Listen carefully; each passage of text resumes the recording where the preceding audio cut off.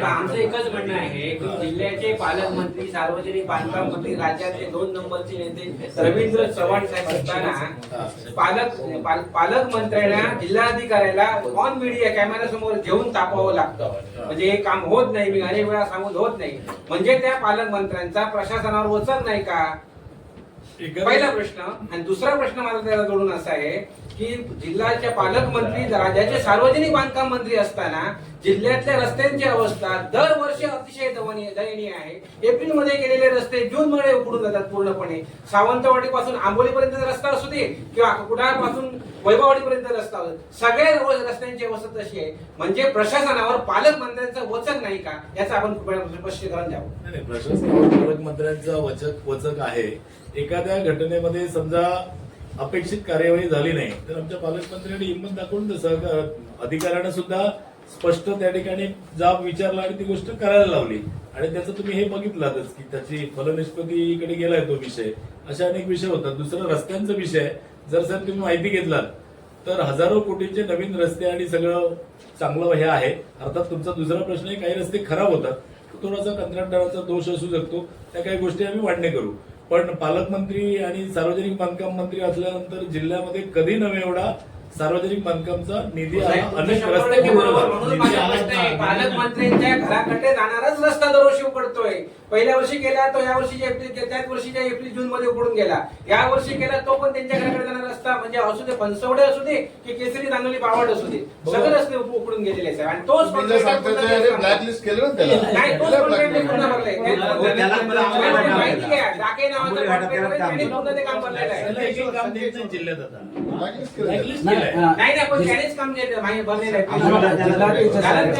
तुम्ही म्हणताय की प्रशासनानं केसरकर असताना तुम्ही उठाव केला साहेब, हेच प्रश्न होते. टामटूम मंत्री म्हटलं, निष्क्रिय त्यांना म्हटलं, काय काय निष्क्रिय पालकमंत्री बद्दल तर काही क्रिया होतच नाही ना, अजून पैसे नाही अजून.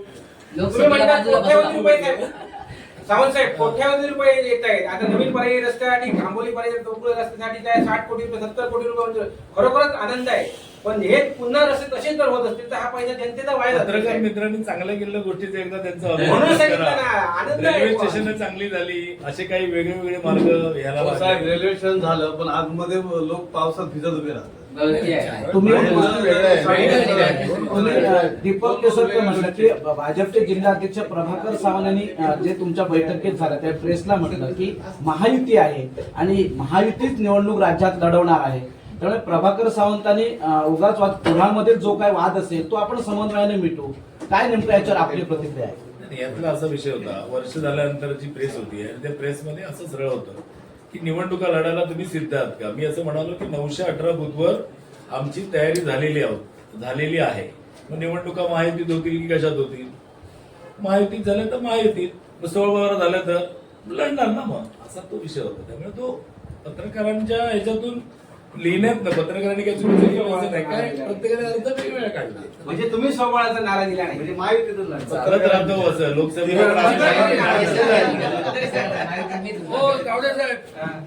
हा मतदारसंघ भारतीय जनता पार्टीला मिळावा अशी आमची जिल्हाध्यक्षांकडे मागणी आहे. महायुती नको, ते पत्रकार भाजप उमेदवार कोण असावे?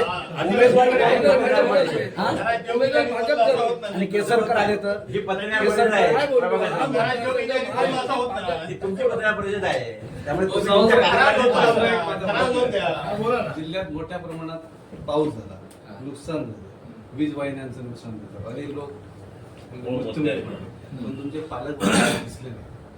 लोकांची व्यथा जाणताना एवढी मोठी घटना घडली तरी नाही. कॉलेजची जे सार्वजनिक बांधकाम खाते आहे